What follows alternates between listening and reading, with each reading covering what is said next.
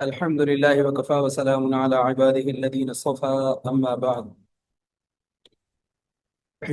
معزز ناظرین و سامعین، جیسا کہ آپ جانتے ہیں ہمارا 40 روزہ علم دین کورس چل رہا ہے، جس کا سبق نمبر 23 ہے آج، اور معمول کے مطابق قرآن کریم کی ایک آیت، حدیث طیبہ اور مصنون دعا، اس کے ساتھ سیرت طیبہ کا حصہ اور کچھ ہم عربی بول چال سے متعلق سیکھیں گے. تو دیکھیے، سب سے پہلے ارشاد باری تعالیٰ آپ کو سکرین پر نظر آ رہا ہے. آج کے ہمارے درس میں جو آیات شامل ہیں یہ انتہائی کمال آیات ہیں. چنانچہ سورۃ طٰہٰ کی 4 آیتیں ہیں، ہم ان سب سے پہلے ان کی تلاوت کرتے ہیں.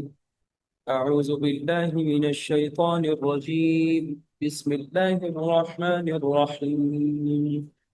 قال رب اشرح لي صدري ويسر لي أمري واحلل عقدة من لساني يفقه قولي.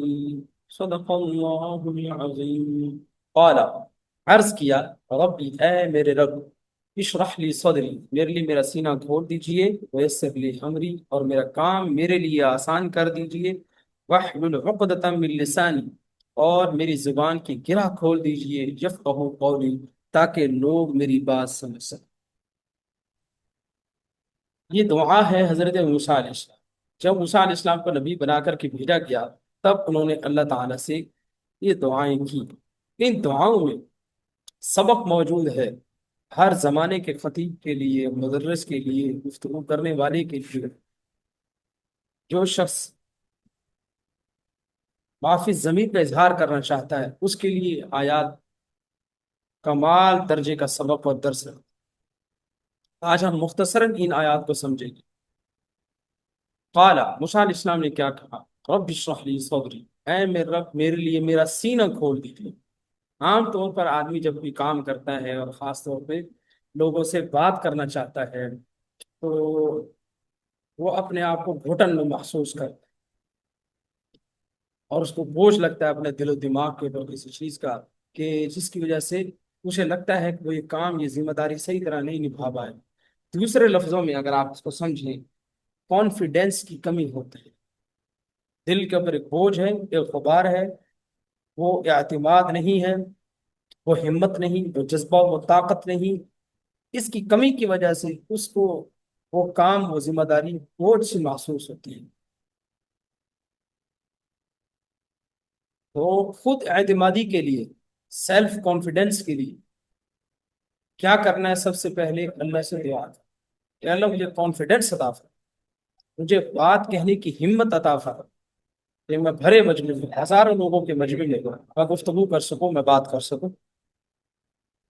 آج لوگوں کا شکوہ یہی ہوتا ہے کہ ہم بھی بھری مجلس میں گفتگو نہیں کر سکتے. اعتماد کی کمی ہے. جیسے کہ وہ شخص اسٹیج پہ آیا تقریر کرنے کے لیے، یا عموماً جو بچے پڑھتے ہیں، خواہ وہ مدارس میں پڑھتے ہوں، خواہ وہ اسکول، کالجز، یونیورسٹیز میں پڑھتے ہوں، تو بچوں کے اندر کانفیڈنس کی کمی پائی جاتی ہے. ادھر ادھر بیٹھ کر کے تو بہت باتیں کر لیتے ہیں، لیکن جب انہیں کہا جاتا ہے کہ اسٹیج پہ تشریف لائیے، 2 منٹ بات کیجیے، تو اب ان کے پاس الفاظ ہی نہیں. تو یہ خود اعتمادی کیسے آئے گی؟ اللہ سے دعا کر. تو موسیٰ علیہ السلام نے اللہ تعالیٰ سے دعا کی کہ اے میرے رب، میرا سینہ کھول دیجیے، مجھے کانفیڈنس اور اعتماد نصیب فرما دے، ویسر لی امری. اور دوسری دعا اللہ تعالیٰ سے کیا کی کہ اے اللہ، میرا کام میرے لیے آسان کر دیجیے.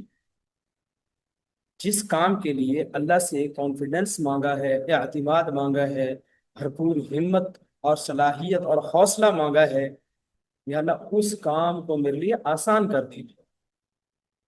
ایک اعتماد انسان میں آ جائے، دوسرا وہ کام آسان ہو جائے، تو پھر مشکل ہی کیا ہے. اور ایک اور پیغام اس آیت میں یہ ہے کہ جب انسان میں اعتماد آ جاتا ہے، کانفیڈنس آ جاتا ہے، تو مشکل چیز بھی آسان ہو جاتی ہے. اور تیسری چیز، واحلل عقدۃ من لسان، جب انسان کے دل میں اعتماد بھی آ گیا، حوصلہ بھی آ گیا، کام اسے آسان لگنے لگا، اب تیسرا مرحلہ ہے جا کر کے زبان کو حرکت دینا اور وہ پیغام لوگوں تک پہنچانا. اب ایسا ہوتا ہے کہ آدمی سمجھتا ہے کہ میں یہ کام کر لوں گا، خود اعتمادی بھی ہوتی ہے، کام بھی اسے آسان لگتا ہے، لیکن جب گفتگو کرنے لگتا ہے تو زبان لڑکھڑانے لگتی ہے، جملے، الفاظ وہ اس کا ساتھ نہیں دیتے، کلام میں روانی نہیں ہوتی، بے ربط گفتگو ہوتی ہے، بے جوڑ بات ہوتی ہے۔ عموماً آپ نے سنا ہوگا، حتیٰ کہ بعض لوگ بیان سنتے ہیں، تقریر سنتے ہیں، جمعے میں جاتے ہیں، کسی کی بات سنتے ہیں، کہتے ہیں یار ہمیں تو کوئی بات ہی سمجھ نہیں آئی۔ یعنی اس کی زبان اس انداز میں پیغام ہی نہیں پہنچا رہی لوگوں تک جس انداز میں پہنچانا چاہیے تھا، بے ربط و بے جوڑ بات ہے، بے سند بات ہے، اور اس میں کوئی روانی نہیں ہے۔ تو یہاں تیسری آیت کے اندر یہ دعا سیکھی اور سکھائی گئی کہ یا اللہ میری زبان کی گرہ بھی کھول دے، اے میری زبان فر فر چلے، روانی کے ساتھ میں اپنے میسج اور اپنے پیغام کو پہنچا سکوں۔ اور اس میں یہ بات بھی ہے، مفسرین فرماتے ہیں کہ موسیٰ علیہ السلام کی زبان میں تھوڑی سی مہلت تھی، تو اس کے حل کے لیے انہوں نے اللہ تعالیٰ سے دعا کی۔ اچھا، اس سارے پروسیس کا مقصد کیا؟ کانفیڈنس آ جائے، کام آسان لگنے لگے، زبان کی گرہ کھل جائے، ان ساری چیزوں کا مقصد کیا ہے؟ یفقہوا قولی، کہ میں جن لوگوں سے بات کروں ان لوگوں کو میری بات سمجھ آئے، جن تک میں میسج پہنچاؤں، جن کو میں میسج کنوے کروں، انہیں میری بات سمجھ آ جائے، میری گفتگو کا مقصد کیا ہے وہ انہیں سمجھ آئے۔ تو آپ دیکھیں جتنے لوگ پبلک اسپیکنگ کرتے ہیں اور کام کرتے ہیں، جمعے پڑھاتے ہیں لوگ، تقریریں کرتے ہیں، بڑے بڑے سیشنز ہوتے ہیں، ان تمام کا مقصد کیا ہونا چاہیے؟ کہ جس مقصد کے لیے وہ مجلس قائم کی گئی ہے لوگوں کو وہ بات سمجھ آ جائے۔ ہمارے معاشرے میں المیہ کیا ہے؟ لوگ اپنی علمیت کو جھاڑنا چاہتے ہیں، بس کیا بات کی ہے جی حضرت نے، بڑی انگلش کے اندر بات کی اور بڑے ہی گھنٹوں تقریر کی اور عربی میں بولتے رہے۔ دیکھیے اپنی علمیت جھاڑنا مقصود نہیں ہے، مقصد تو یہ ہے کہ سامنے والے کو بات سمجھ آئے۔ اگر اس کو انگلش سمجھ ہی نہیں آتی اور ہم بے جا انگلش زبان کا استعمال کر رہے ہیں، سامنے والے کو عربی سمجھ نہیں آ رہی اور ہم عربی بولے ہی جا رہے ہیں، عربی میں گفتگو کر رہے ہیں تاکہ اس کو پتہ چلے اس کو عربی بھی آتی ہے، اس کو انگلش بھی آتی ہے، اس کو فلان بھی آتی ہے۔ بھائی سامنے والے کو جو بات سمجھ آتی ہے، جو لہجہ سمجھ آتا ہے، جو زبان سمجھ آتی ہے، اس انداز میں بات کرے تاکہ اس کو بات سمجھ آئے۔ تو اس لیے ہم بھی جو بات کریں اس کا مقصد یہ ہونا چاہیے کہ میں یہ بات اس لیے کر رہا ہوں تاکہ سامنے والا بندہ میری بات کو سمجھ جائے۔ جب ذہن میں بات یہ ہوگی کہ سامنے والا بندہ بات سمجھ جائے، تو پھر ہم وہ لہجہ، وہ رویہ اختیار کریں گے، وہ انداز اختیار کریں گے، وہ طریقہ اختیار کریں گے جس سے ہمیں لگے گا کہ اس بندے کو بات اس طرح سمجھے۔ اور خاص طور پر ٹیچرز جو ہیں، اساتذہ کرام، ان کے لیے یہ باتیں بڑی اہمیت کی حامل ہیں کہ انہیں کیا کرنا ہے، اپنی بات سمجھانی ہے، صرف یہ نہیں کہ ابھی جی میرا مقصد تھا میں نے لیکچر ڈلیور کر دیا، 30 منٹ 40 منٹ جمعہ پڑھانا تھا میں نے پڑھا دیا، بس میرا ٹائم پورا ہو گیا۔ نہیں نہیں، وقت پورا کرنا مقصد نہیں ہے، لیکچر پورا کرنا مقصد نہیں ہے، آپ کا مقصد ہے اپنی گفتگو دوسرے بچوں کے دلوں میں اتارنا، ان تک انہیں بات سمجھانا، یہ مقصد ہے۔ اگر بچے کو بات ہی سمجھ نہیں آئی تو آپ کی گفتگو بے مقصد رہی۔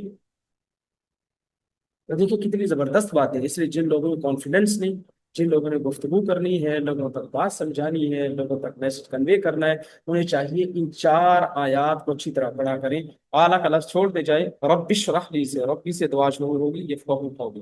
اللہ سے دعا ہے کہ اللہ تعالیٰ میں بھی کانفیڈنس نصیب فرمائے اور گفتگو اسی مقصد کے تحت کرنے کی توفیق نصیب فرمائے کہ سامنے والے کو بات آئے۔ اس کے بعد جی آج ہم حدیث نبی پڑھیں گے، بڑی ہی شاندار حدیث ہے، اس کے بہت سے اجزاء ہیں۔ دیکھیے، عن ابی ہریرہ رضی اللہ تعالیٰ عنہ قال رسول اللہ صلی اللہ علیہ وسلم، نبی کریم صلی اللہ علیہ وسلم نے ارشاد فرمایا، من نفس عن مؤمن کربتا من کرب الدنیا نفس اللہ عنہ کربتا من کرب یوم القیامہ۔ یہ ایک جملہ ہے، کیا ترجمہ ہے؟ نبی کریم صلی اللہ علیہ وسلم نے فرمایا جس کسی نے کسی مسلمان کی کوئی دنیاوی تکلیف دور کی، اللہ تعالیٰ اس کی قیامت کی تکلیفوں میں سے کوئی تکلیف دور فرما دے گا۔ کتنی بڑی بات ہے، کتنا بڑا سودا ہے، کتنا آسان سودا ہے کہ دنیا میں کسی کی تکلیف دور کر دے، کوئی چھوٹی سے چھوٹی تکلیف دور کی، اللہ تعالیٰ کل قیامت کے دن کی تکلیف دور کرے۔ آپ بتائیے کیا قیامت کے دن کی تکلیف کو دور کرے گا؟ ہمارا قریبی دوست، ساتھی، والدین، بیوی، بچے، کوئی کسی کے کام نہیں آئے گا۔ لیکن آج اگر ہم کسی کی تکلیف اس نیت سے دور کر دیں، ہمارا دل نہیں چاہ رہا کہ تکلیف دور کرو، لیکن یہ حدیث، یہ ٹکڑا حدیث کا انسان کے لیے کتنی بڑی موٹیویشن ہے کہ بھائی اس کی تھوڑی سی تکلیف دور کر دو، اللہ قیامت کے دن تکلیف دور کرے۔ آج مسئلہ یہ ہے کہ ہمارے پاس دین کا علم نہیں، تو اس لیے ہم دین والی سائڈ پہ بہت کمزور ہیں۔ تو اس لیے میرے بھائیوں، ہمیں دین کو سیکھنا چاہیے تاکہ ہمیں پتہ چلے۔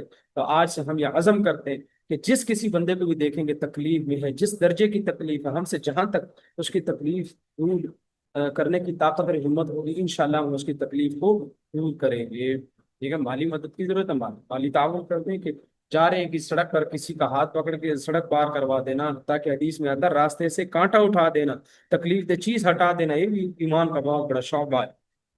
تو لوگوں کی تکلیفیں دور کرنے والے بن جائیں، یہی ہمارے نبی صلی اللہ علیہ وسلم کی سنت اور طریقہ۔ دوسری چیز، ومن یسر علی معسر یسر اللہ علیہ فی الدنیا والآخرہ، کہ جس نے دنیا میں کسی تنگ دست کے ساتھ آسانی کی، اللہ تعالیٰ اس کے ساتھ دنیا اور آخرت دونوں میں آسانی کرے۔ لوگوں کے ساتھ آسانیاں کرے، لوگوں کو مشکلات میں نہ ڈالے۔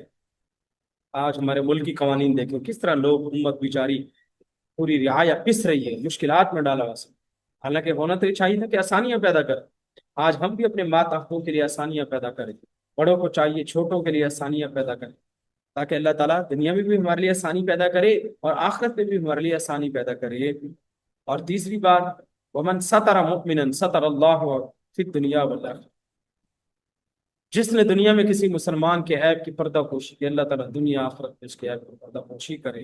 اتنا بڑا سودا ہے بھائی، دنیا میں کسی کا عیب چھپا لیں، اللہ تعالیٰ دنیا میں بھی ہمارے عیبوں پر پردہ ڈالے گا، آخرت میں دیکھیں ہم میں سے کون نہیں چاہتا کہ میرے عیبوں کا کسی کو پتہ نہ چلے؟ ہر کوئی چاہتا ہے۔ اس کا آسان سا فارمولہ یہ کہ ہم دوسرے کے عیبوں کو چھپائیں۔ ٹھیک ہے، آج مسئلہ یہ ہے کہ عیب چھپائے نہیں، عیب بتائے جاتے ہیں۔ آج سارے میڈیا کو دیکھ لیں، کیا کام ہے کہ کسی بندے کا عیب پتہ چل گیا تو اس کو ٹٹولتے پھرتے ہیں، پوری دنیا میں اس کو بدنام کر کے رکھ دیتے ہیں۔ یہ دین کے مزاج کے خلاف۔ ہاں، کسی بندے میں ایسا عیب ہے جو اجتماعیت کو نقصان پہنچا، ایک ہے کہ ایسا عیب ہے جو صرف اسی کو نقصان دیتا ہے، لیکن ایک ایسا عیب ہے جو لوگوں کو نقصان پہنچاتا ہے، وہ تو بتانا ہے، وہ بھی لوگوں کی خیر خواہی کے جذبے سے بتانا ہے، تاکہ دوسرے لوگ نقصان سے بچ جائیں۔ مقصد اس کو بدنام کرنا نہیں ہوتا، مقصد دوسروں کے ساتھ خیر خواہی ہوتی ہے، مقصد یہاں بھی خیر خواہی ہے۔ تو اس لیے ہمیں دوسروں کے عیبوں پر پردہ ڈالنا چاہیے۔ چوتھی بات، واللہ فی عون العبد ما کان العبد فی عون اخیہ، جب تک بندہ اپنے بھائی کی مدد میں لگا رہتا ہے، اللہ تعالیٰ بھی اس کی مدد میں لگا رہتا ہے۔ جب تک بندہ یہ سوچتا ہے کہ میں لوگوں کی مدد کروں گا، میں اپنے اس بھائی کی مدد کروں گا، اس کی مدد کروں گا، اللہ تعالیٰ بھی کیا کرتے ہیں، اس مومن بندے کے لیے مدد کی راہیں آسان کر دیتے ہیں۔ جو دوسروں کے لیے آسانیاں پیدا کرے گا، دوسروں کے لیے آسانیوں کے دروازے کھولے گا، اللہ تعالیٰ بھی اس کے لیے آسانیاں پیدا فرمائیں گے۔ آج قسم الانبیاء یہی ہے، ہم کہتے ہیں بڑی مشکلات ہیں، بڑی زندگی تنگ ہے۔ بھئی ہم نے دوسروں کا جینا حرام کیا ہوا ہے، اس لیے ہمارا جینا بھی حرام۔ ہم نے دوسروں کو ذلیل کیا ہوا ہے، اس لیے ہم خود ذلیل ہو رہے۔ ہم دوسروں کے لیے آسانیاں پیدا کریں، دوسرے کے عیبوں کو پردہ ڈالیں، دوسروں کے لیے مشکلات کو آسانیوں میں تبدیل کریں، اپنے بہن بھائی کی مدد میں لگے رہیں، مسلمانوں کی مدد کریں، خیر خواہی کریں۔ یہ حدیث بڑی ہی جامع حدیث ہے، انسان کو اخلاقیات کا کتنا زبردست درس دیتی ہے اور کتنی بڑی موٹیویشنز موجود ہیں اس حدیث کے اندر۔ جی، اگلا درجہ ہے جو چیز ہم نے پڑھنی ہے، دعا استخارہ کی اہمیت اور فضیلت اور مسنون طریقہ۔ حضرت جابر بن عبداللہ رضی اللہ تعالیٰ سے روایت ہے، کان رسول اللہ صلی اللہ علیہ وسلم يعلمنا الاستخارہ فی الامور كلها كما يعلمنا سورة من القرآن يقول اذا هم احدكم بالامر فليركع ركعتين، کہ رسول کریم صلی اللہ علیہ وسلم فرمایا کرتے تھے، رسول کریم حضرت جابر فرماتے ہیں ہمیں استخارہ تمام کاموں میں سکھاتے تھے جیسے کہ ہمیں قرآن کی کوئی سورت سکھا، یعنی جتنی تاکید کے ساتھ قرآن کی سورت سکھاتے تھے اتنی ہی تاکید کے ساتھ ہمیں استخارے کی تعلیم دیتے تھے۔ استخارہ کا معنی ہے اللہ سے خیر طلب کرنا، اللہ سے بھلائی مانگنا۔ کوئی بھی جائز کام ہے اور ہم چاہتے ہیں کہ اس میں کوئی بہتری کی صورت ہو، تو کوئی کاروبار کرنا ہے، یہ کروں یا وہ کروں، تو پھر اللہ کے نبی فرمایا کرتے تھے کہ تم اللہ سے استخارہ کیا کرو۔ اور صحابہ کرام حضور سے استخارہ نہیں کرواتے تھے، جیسے ہمارے ہاں یہ رسم بد چل پڑی ہے۔ بعض عجیب قسم کے لوگ کہتے ہیں جی ہم سے استخارہ کروائیں، اپنا نام بتائیں، بیوی کا نام بتائیں، ماں کا نام بتائیں، اس طرح استخارہ کروائیں۔ جی سراسر قرآن و سنت کے خلاف ہے۔ کوئی ایک روایت بتائیں کسی صحابی نے کروایا استخارہ حضور سے؟ اللہ کے نبی چاہتے تھے ہر بندے کا اللہ کے ساتھ تعلق ہو، ریلیشن، ताल्लुक कायम। तो उसमें क्या है कि हर आदमी अल्लाह से खैर तलब करे, या अल्लाह इस सिलसिले में मुझे मुझे खैर का पहलू दिखा दीजिए, बता दीजिए। अब उसका तरीका क्या है? तरीका यह है कि जिस वक्त भी 2 रकत नफिल पढ़ना जायज है, नफिल पढ़ना मकरूह ना हो, कि ऐसा वक्त ना हो, तो नफिल पढ़ना जायज हो जिस टाइम में, उस टाइम 2 रकत नफिल इस्तिखारे की नीयत से पढ़ ले। उसके बाद ये दुआ कर, बस अल्लाह ताला दिल में बात डाल देंगे। अगर दिल मुतमईन हो के काम करूं तो कर ले, ना मुतमईन ना करे। बल्कि बाज अहले इल्म तो यहाँ तक फरमाते हैं कि ये इस्तिखारे का अमल करके 2 रकत नफिल पढ़ के, ये दुआ पढ़ के वो काम कर ले बस, और यकीन करे कि अल्लाह ने इसी में खैर रखी है बस। और ये जो लोगों ने तमाशा बना रखा है कि जी ख्वाब आएगा और आप रात को सोएं और ख्वाब में आकर कोई बताएगा, सब ड्रामेबाजी है। इसका दीन से कोई लेना देना नहीं। और ना इसके लिए कुछ सोना जरूरी है, ना किसी बड़े बुजुर्ग से करवाना जरूरी है, इसकी कोई हकीकत नहीं है। खुद इस्तिखारा कीजिए। अल्लाह के नबी ने जब हम में से हर एक के लिए मौका फराहम किया कि हम अपने रब से ताल्लुक कायम करें, तो इस मौके को आप क्यों गंवाना चाह रहे हैं? तो दुआ क्या है? दुआ यह है कि 2 रकात नफिल पढ़ के दुआ कर रहे हैं, अल्लाहुम्मा इन्नी अस्तगफिरुका बिइल्मिका, ए अल्लाह बेशक मैं आपसे खैर मांगता हूँ आपके इल्म के जरिए। ये आपके इल्म में मेरे लिए जो खैर की चीज है, मेरा इल्म तो नाकिस है, अल्लाह आपका इल्म कामिल है। आपके इल्म के मुताबिक मेरा जिस चीज में फायदा है मुझे वो अता फरमा। व अस्तक़दिरुका बिक़ुदरतिक, और मैं कादिर हो जाऊं आपकी कुदरत से ही, मैं कुदरत पालूं उस पर आपकी कुदरत से। यानी असल तो कुदरत आपकी है, जब आप देंगे तौफीक देंगे। वो असअलु का, यानी इसमें यह आता है कि मैं आपसे कुदरत तलब करता हूँ, आपको कुदरत के साथ इसमें मुतालबा। तो वह असअलुका मिन फज़लिकल अज़ीम, और मैं सवाल करता हूँ आपके फजल अज़ीम, बड़े फजल का। फ़इन्नका तक़दिरु वला अक़दिरु, अल्लाह तू कादिर मैं कादिर नहीं। व तअलम वला अअलम, तू इल्म वाला है मुझे कोई इल्म नहीं। व अंत अल्लामुल ग़ुयूब, तू तो गैब का इल्म रखने वाला। अल्लाहुम्मा, ए अल्लाह, इन कुंता तालम, अगर आपके इल्म में, अन्न हाज़ल अमरा, ये काम जो मैं करने लगा हूँ, जिसके लिए इस्तिखारा हो रहा है, मसलन शादी है, वहां करें वहां करें, यहाँ करें या ना करें, या अल्लाह ये काम खैरुल्ली, बेहतर है मेरे लिए, फी दीन, मेरे दीन के लिहाज से भी, व माशी, मेरी माशियत के लिहाज से भी, और वह आकिबत अमरी, और मेरी आखिरत के एतबार से भी। ठीक है, तो फ़क़दिर होली, या अल्लाह इसको मेरी तकदीर में, मेरे मुकद्दर में कर दीजिए। मयस्सिर होली, और फिर इसका पाना भी मेरे लिए आसान कर दीजिए। ये नहीं कि मैं मुश्किल में पड़ जाऊं, मिल तो जाए लेकिन मुश्किलात के बाद, ऐसा नहीं, आसान कर दूं। सुम्मा बारिक ली फी, फिर मेरे लिए इसमें बरकत अता कर दीजिए। वह इनको ततालम, अल्लाह, और अगर आपके इल्म में ये बात है कि ये अमर, ये काम शर्रुली, बुरा है मेरे लिए, फी दीनी, मेरे दीन के एतबार से, यानी मुझे इससे दीनी नुकसान भी होगा, व माशी, माशी नुकसान भी होगा, व आकिबत अमरी, और आखरत के लिहाज से मुझे नुकसान होगा, तो या अल्लाह फसरिफ अन्नी वसरिफनी अन्हु, तो इसको मुझसे दूर कर दिए और मुझे इस काम से दूर कर दीजिए। वक़्दिर लियल खैरा हैसु काना सुम्मा अर्ज़िनी बिही, और मेरे लिए खैर मुकद्दर कर दीजिए, फिर ये नहीं तो जैसे भी होगा साहब मेरे लिए खैर मुकद्दर कर दीजिए। ठीक है, सुम्मा अर्ज़िनी बिही, और फिर मुझे उस पर राजी कर दीजिए। देखिए कैसी बेहतरीन तालीम। उसके बाद ये चौथा पोर्शन हमारा है सीरत तैयबा का। इसमें जो पहली चीज हम पढ़ेंगे वो है हज्जतुल वदा। तो दो टॉपिक आज हमने पढ़ने, एक हज्जतुल वदा है, आखिरी हज, और जो दूसरी चीज है वो है विसाल नबी सल्लल्लाहु अलैहि वसल्लम। हज्जतुल वदा के हवाले से मुख्तसरन ये बात है कि हिजरत के 10वें साल जिलकादा के महीने में आप सल्लल्लाहु अलैहि वसल्लम ने हज की तैयारी शुरू कर दी, और लोगों को भी इसका हुक्म दिया। तैयारी मुकम्मल होने के बाद 25 जुल्कादा हफ्ते के दिन आप 1 लाख से जायद सहाबा किराम हज 1 लाख से जायद सहाबा किराम के साथ हज के लिए रवाना हुए। चूंकि हज फर्ज होने के बाद यह आपका पहला हज था, इसलिए आपने पूरे एहतिमाम के साथ लोगों को उसकी तालीम दी। नीज इस मौके से आप सल्लल्लाहु अलैहि वसल्लम ने मक्का, मीना और अरफात में कई खुतबात दिए, जिनमें से सबसे अहम और मशहूर खुतबा खुतबा हज्जतुल विदा है, जो आपने मैदान अरफात में 9 जिलहज्जा को बरोज जुमा 1 लाख से ज्यादा सहाबा किराम की मौजूदगी में दिया। अच्छा, यहाँ ये बात रहे कि इस सफर में सहाबा किराम की तादाद के जो है ना मुख्तलिफ अकवाल है। 90,000, 1 लाख, 1,24,000, 1,44,000 वगैरह। तो चूंकि ये आपका आखिरी हज था, इसलिए इसको अलविदाई हज या हज्जतुल वदा कहते हैं। और दूसरा टॉपिक है रसूल करीम सल्लल्लाहु अलैहि वसल्लम के विसाल का। तो हिजरत के 11वें साल माह सफर के आखिरी हफ्ते में आप सल्लल्लाहु अलैहि वसल्लम जन्नतुल बकी तशरीफ ले गए। وہاں مدفون لوگوں کے لیے دعا کی، استغفار کیا۔ وہاں سے واپسی کے بعد آپ کے سر میں سخت درد ہوا اور بخار بھی ہو گیا۔ اس دن حضرت میمونہ رضی اللہ تعالی عنہا کی باری تھی، آپ نے ان کے گھر ٹھہرنا تھا۔ آپ صلی اللہ علیہ وسلم اس حالت میں بھی باری باری اپنی ازواج مطہرہ کے پاس تشریف لے گئے، اور جب بیماری کی بہت زیادہ ہو گئی تو ازواج مطہرہ سے اجازت لے کر سیدہ عائشہ صدیقہ رضی اللہ تعالی عنہا کے پاس تشریف لے گئے، اور پھر تقریباً انتقال تک ایک ہفتہ آپ نے وہیں قیام کیا۔ آہستہ آہستہ درد میں بھی اور بخار میں بھی اضافہ ہوتا چلا گیا۔ آپ صلی اللہ علیہ وسلم کے مسجد نبی میں جانا دشوار ہو گیا۔ آپ نے پھر حضرت ابوبکر صدیق رضی اللہ تعالیٰ کو نماز پڑھانے کا حکم دیا۔ انہوں نے 17 نمازیں آپ کو زندگی میں پڑھائی۔ مرض الوفات میں آپ صلی اللہ علیہ وسلم نے مختلف موقع سے فضول گوئی سے بچنے، انصار و مہاجرین کو ایک دوسرے کے ساتھ حسن سلوک کرنے، وقت پر نماز پڑھنے، ماتحت اور غلاموں کے ساتھ بہتر برتاؤ کرنے، اتحاد اور اتفاق کے ساتھ رہنے، کتاب و سنت کو مضبوطی کے ساتھ پکڑنے کا حکم دیا۔ مشہور قول کے مطابق آپ صلی اللہ علیہ وسلم 13 دن بیمار رہے، اور اسی حالت مرض میں آپ صلی اللہ علیہ وسلم 12 ربیع الاول پیر کے دن انتقال فرما گئے۔ اچھا، پیر کا بقیہ دن اس سلسلے میں بات چیت کرتے ہوئے گزر گیا کہ آپ کا جانشین اور خلیفہ کون بنے۔ چنانچہ مختصر گفتگو کے بعد تمام صحابہ کرام کے اتفاق سے حضرت ابوبکر صدیق رضی اللہ تعالیٰ عنہ کو خلیفہ بنا دیا گیا۔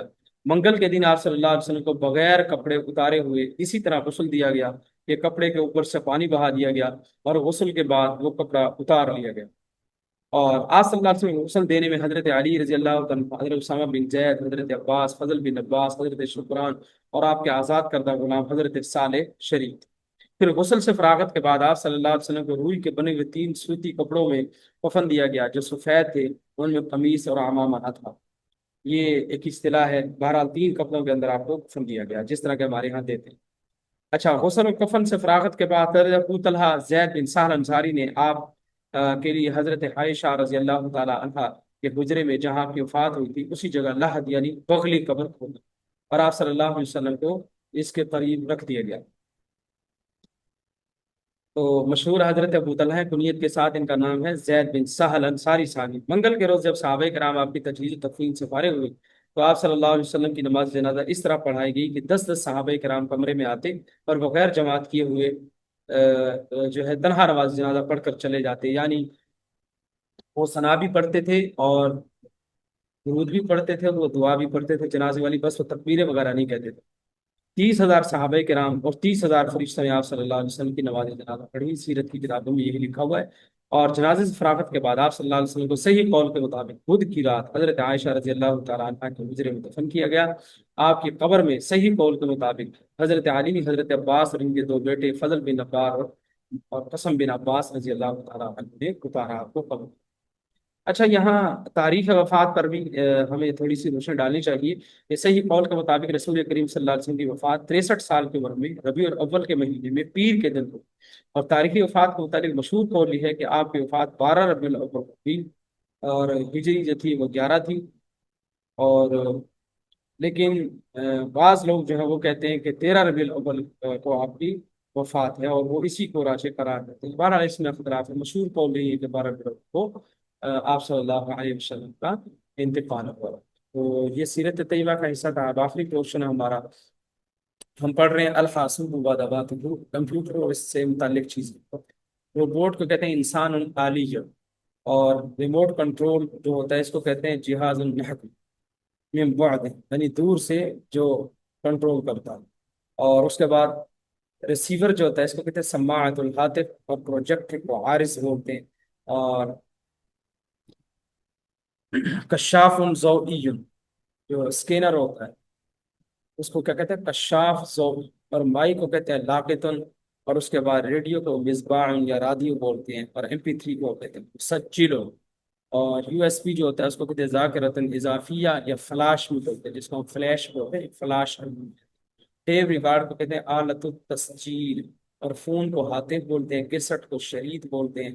اور اس کے ساتھ جو ہے یہ دوبارہ ہی میرے خیال میں یہاں تصویر وہی لگ گئی۔ تو بہرحال یہ کمپیوٹر سے متعلقہ چیزیں تھیں جو آپ کے سامنے آ گئی۔ تو اللہ سے دعا ہے اللہ تعالیٰ ہمیں ان دین کی باتوں کو سن کے سمجھ کے اس میں عمل کی توفیق عطا فرمائے، دوسرے کو مدد جانے کی توفیق عطا فرمائے۔ اللہ سے دعا اللہ ہمیں عمل کی توفیق دے۔ آخر دعوانا الحمدللہ رب العالمین۔ السلام علیکم ورحمۃ اللہ۔